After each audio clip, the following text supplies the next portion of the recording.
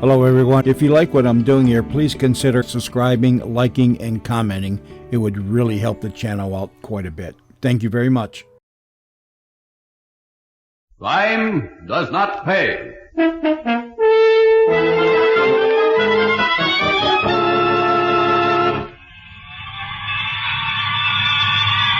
Silly, I'm going out. This time of night? What for? The fire is near here. You and your fires. What are you, a little boy? Stop chasing fire engines. Grow up. That was my mistake, growing up. Of all the silly things to say. Silly, that... What else is there to do for excitement? I could mention a few things, like taking your wife out, for instance. I mean real excitement. Action. Like the ladders going up, the hoses dragged up the fire escapes, people jumping into nets, all the bells, the sirens. Oh, what's the use? They're coming back already. A small fire. Someday there's going to be a real fire in this neighborhood. A real fire. Nick, stop it. When you talk like that, you frighten me.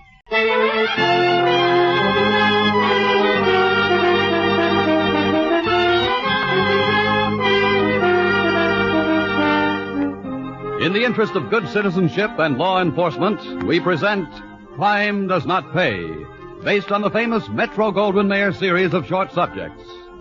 In just a moment, you will hear Gasoline Cocktail, starring Bela Lugosi.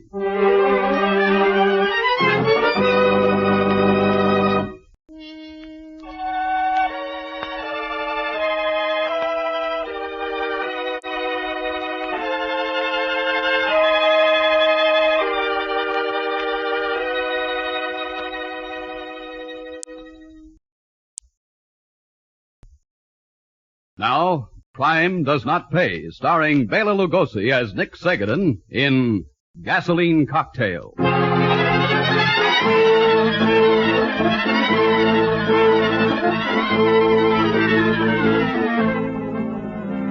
Sometimes the trouble begins out of sheer frustration. The need for excitement, the need to blow off steam, can cause a man's mind to work in devious ways.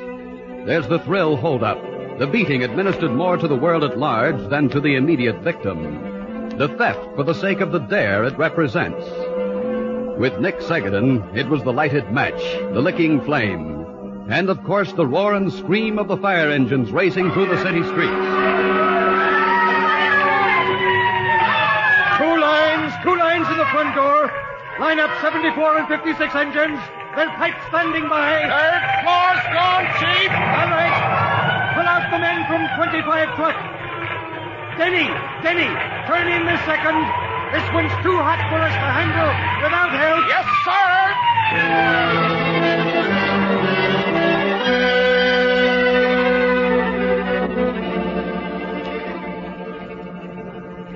Chief, the 6th Battalion ordered me to report to you, sir. We're 22 truck. 22 truck. When did you get here? First due on the 2nd. All right, I'm releasing you. Go back to quarters. Yes, sir.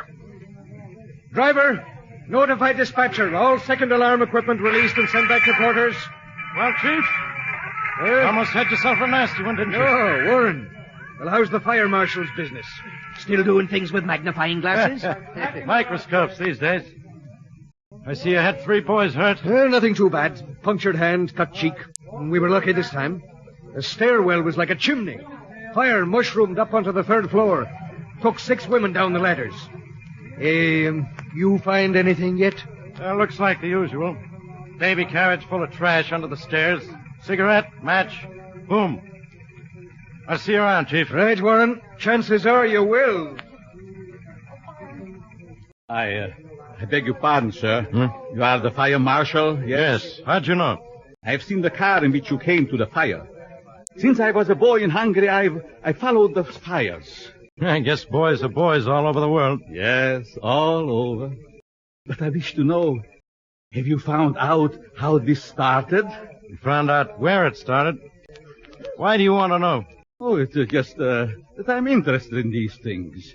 And this is a bad one. Bad isn't the word for it. We're just lucky no life was lost. Yes, very lucky indeed. Thank you very much. If people only were more careful where they throw matches.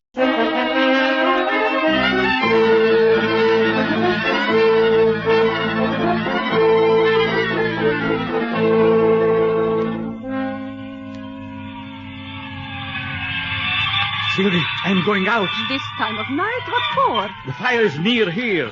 You and your fires. What are you, a little boy?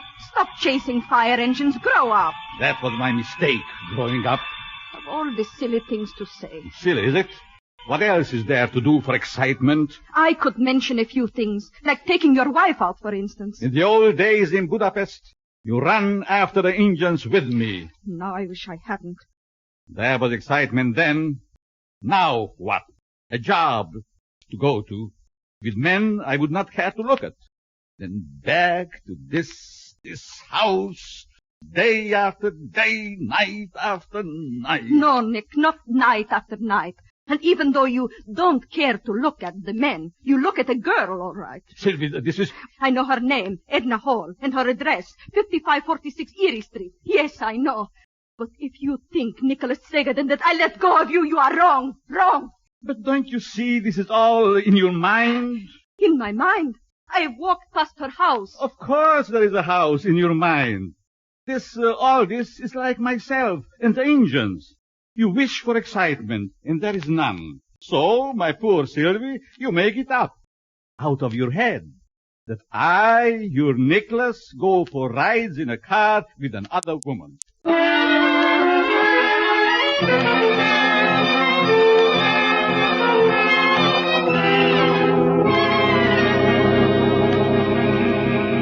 Tonight, my dear Edna, tonight you are more lovely than I ever seen you. Oh, Nick, you're teasing me again. Listen, What's the matter, darling? you hear them, the fire engines. Oh, that, yes. I will go to the fire too. Nick, you're like a little boy. You do not mind this? No, I don't. But a cop would mind the way you're passing red lights. Oh, for a moment, I think I'm really driving the big truck. But you're not. Oh, Nick, there they are. See all the red lights up there? I see them. Edna, you're excited too. Oh, who wouldn't be? It's nothing. They haven't even taken the hose off the hose truck. There's nothing to watch. Why, Nick, shouldn't you be glad it wasn't much? But perhaps it was discovered too soon. Oh, yes. I'm glad. Now, let's stop here, near the park. It's a good place to stop, huh, Edna? Oh, yes, darling. Oh, Nick, I wish I could bring you home with me. But you know how Dad is. He thinks you're too middle-aged for me. Perhaps I am. Oh, you. Nick. Nick, you're wonderful. And you are more than wonderful. I cannot be without you. Is this a proposal, Nick? Are you asking me to marry you? I cannot ask that, my beloved. She's not well. There cannot be a divorce. I'm sorry, Nick. I guess you'd better take me home. So, you too are like all the others. Nick! The rides, the kisses, but always we must be married. Is love nothing in this country without marriage? Nothing? Nick, people will hear you. Oh, so let it be. I'll take you home. Again, I'm rejected. But there will be a day for Nicholas Segadin will come soon.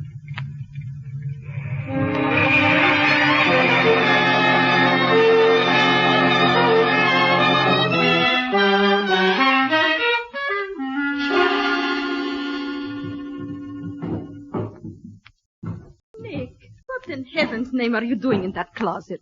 Looking for something. Why didn't you ask me first? All right, I ask you second. The glass jug, which came the wine from your father. Where is it? Right up there on the shelf. I straightened the closet yesterday. Thank you. You need this rag, Sylvia? No. What do you want with it? Oh, always questions. Oh, Nick. You've been like your old self these past few days. You've been home at night. I told you once I'm not changed. What do you want with the jug? I am cleaning the seats in the car. So I will draw gasoline from the tank into the jug, and with that rug I will wipe. Very simple, isn't it? Oh, be careful, won't you, dear? Careful. Yes. Gasoline burns and explodes. Be careful. Yes. I will be careful, very careful. But like everything in this world, if the gasoline explodes in the proper place, it is all right. Explodes? Where, Nick? Where? Where else but in the motor of the car? Where else?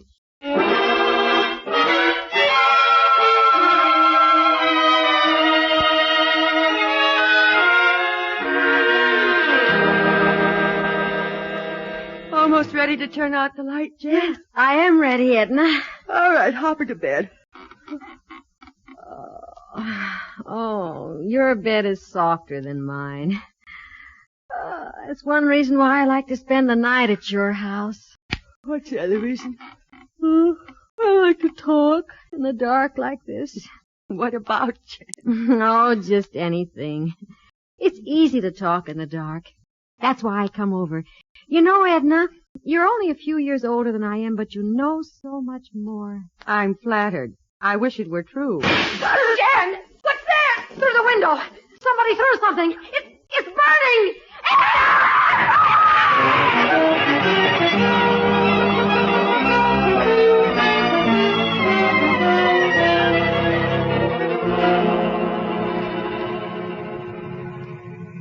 Chime and Denny, Truck 25 reporting, Chief. We found a couple of roasts on the first floor. Whereabouts, Denny? Room where the fire started, sir. Seems to have been a bedroom, sir. The metal frame of the bed is still recognizable. Anything on the man in the other bedroom? Yeah, doctor says it's smoke poisoning and shock. He'll be all right. Okay. There's a public ambulance coming down from City Hospital. Now have it take the bodies to the morgue. But don't bring them out on the street until the ambulance is here. Yes, sir. And notify the dispatcher I'm releasing 22 truck and 74 engine. Well, if it weren't for those two deaths, this might not have been as bad as it looks.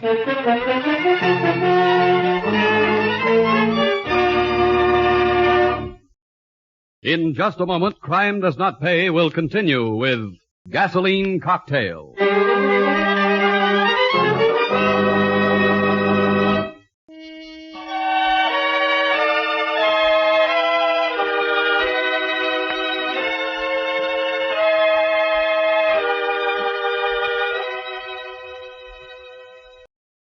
Now, we continue with Crime Does Not Pay, starring Bela Lugosi as Nick Sagadin in Gasoline Cocktail.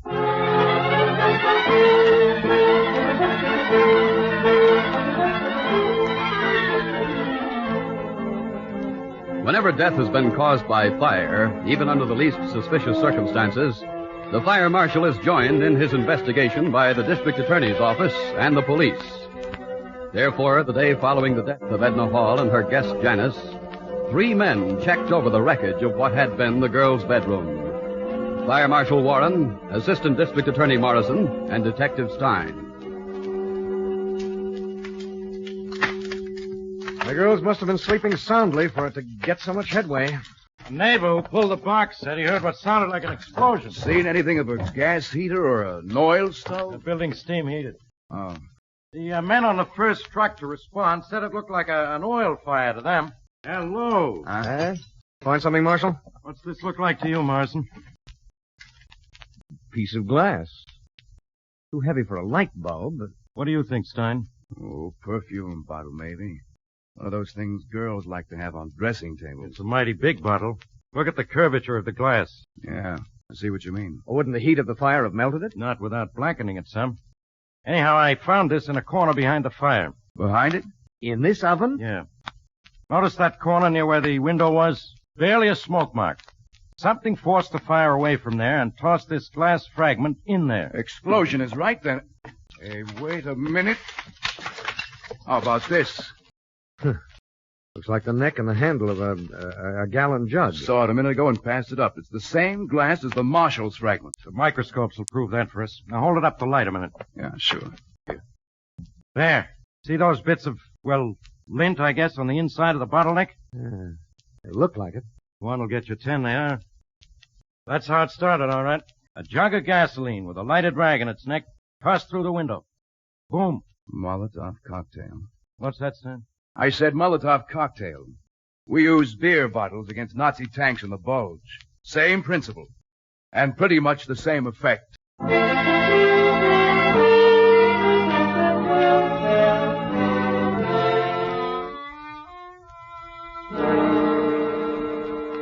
We'll try not to be too long, Mr. Hall.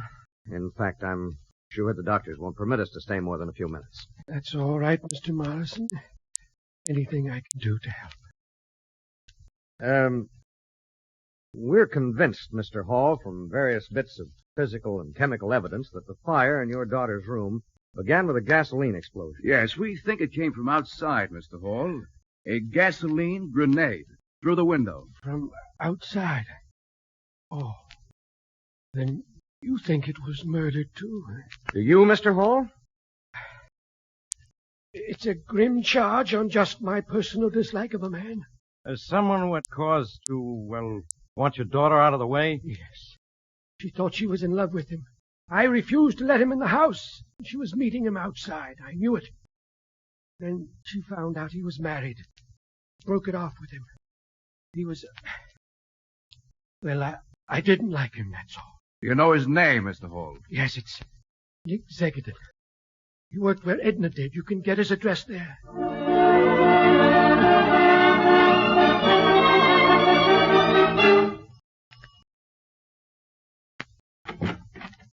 Yes, Mrs. Segedin? I am she. I'm from the district attorney's office. My name is Morrison. This is Fire Marshal Warren, Detective Stein. May we come in, please? You can see our credentials if you wish. Oh, no. Come in. Thank you very much. You? Please, sit down. And we'd like to see your husband. We understand he hasn't been to work for 3 days. I'd like to see him, too. When did you see him last, Mrs. Segedin? 3 nights ago. He went out. He did not come back. Did he do anything funny that night, ma'am? No, nothing. Just he went out to clean the seats of the car. With what, Mrs. Segedin? Oh, with gasoline. Where'd he get it? The gasoline, I mean. Oh, from the car. In a glass jug in which we had jug. wine. Well, that makes some sense. What do you think he has done? We think he killed someone. A girl named Edna Hall. And we think he used the gasoline. You better tell us where he's gone, ma'am. I don't know. I knew she was dead. I saw it in the paper. I don't know where he went. One question, ma'am. Does your husband have any family anywhere in this country? Yes, an uncle, Joseph, in Miami. But he wouldn't go there. Thank you, Mrs. Segedin. He might not go there, and then again he just might. All right, Stein. It looks as if you're going south this year, if only for a day or two.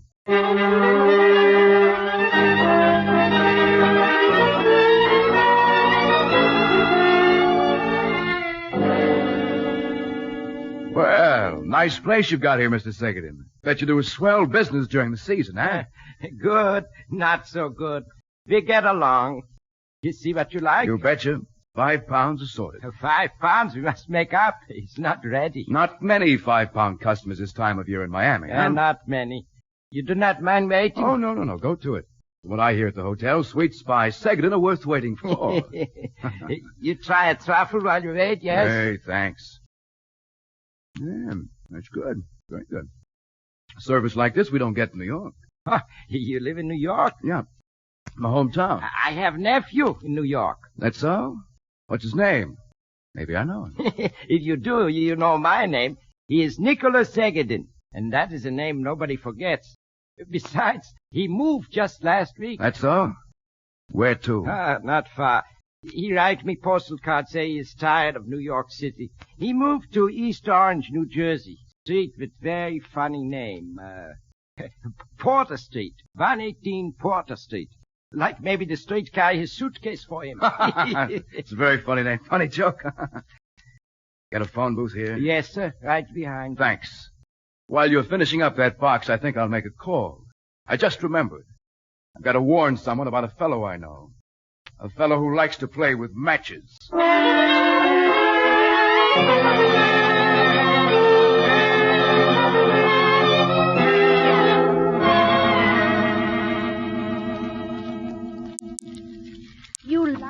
You like the fire in the fireplace, Nicholas. Very much. Why? You stare at it so. All day you watch the fire. I'm lucky, Lena. When I rented the room from your mother, I didn't expect that her daughter and the parlor, fireplace, and all were included. Nicholas, you make fun of me. I should say not. But of course not. Then the log falls, so it always makes me jump. Time for another log, isn't it? No, it is too warm in here, Nicholas. You do not need another log. The fire will be too high. Fires are never too high, Lena. Watch the flames. See?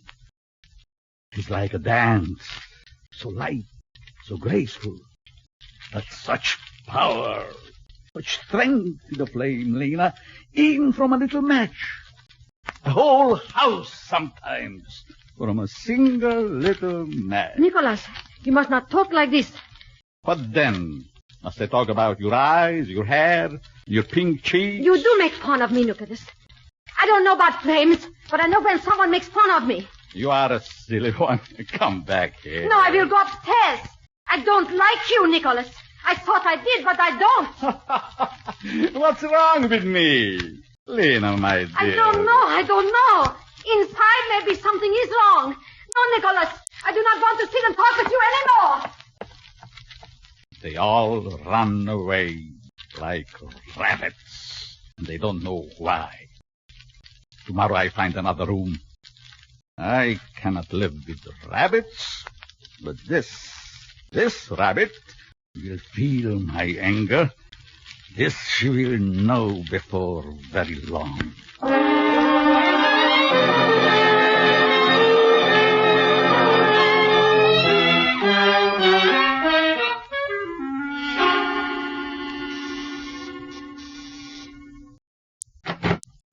Miss Korsky? Yes? Your mother in, Miss Korsky? No, officer. She's downtown. Well, may we come in? This is Mr. Morrison, New York District Attorney, and Fire Marshal Warren. Fire? Yes, you may come in. Right, gentlemen. All right, Mr. Morrison, you can take it from here. Thank you. Miss Korsky, is there a roomer here by the name of Nick Segedin? Nick? Yes, sir. Is he at home? Yes, sir. That is, I think so. He has the front room, second floor. You ever noticed anything, peculiar about this man, miss? Peculiar? No, only he likes big fires in the fireplace. Sounds like your man, gentlemen. Yes, let's drop in on him. Right. Which way, miss? Upstairs. First door on the right. Thanks, miss. I wouldn't come any further, gentlemen, if I were you. All right, Segedin. We're here to take you in for arson and the murder of Edna and Janice Hall. It is easy to say. I have a beer bottle, gentlemen, filled with gasoline, corked with a piece of rag. I have intended it as a parting gift for my landlady and her daughter. The house is full of mice. I find it's a very effective means. No use, Segedin. We've got you dead to rights, and you know it. One step more, gentlemen. Morrison, Warren. Look out! Oh! Get that bottle, Morrison. All right, I've got it. Nice shooting, officer. Oh. All right, it doesn't hurt that much, Segedin. Only through your shoulder. It'll be fixed up good as new long before you burn for what you've done.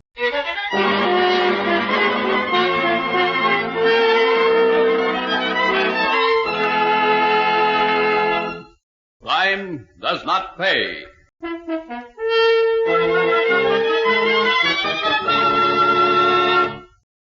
Bela Lugosi, who was starred as Nick Segedin in Gasoline Cocktail, will be back with you in just a moment.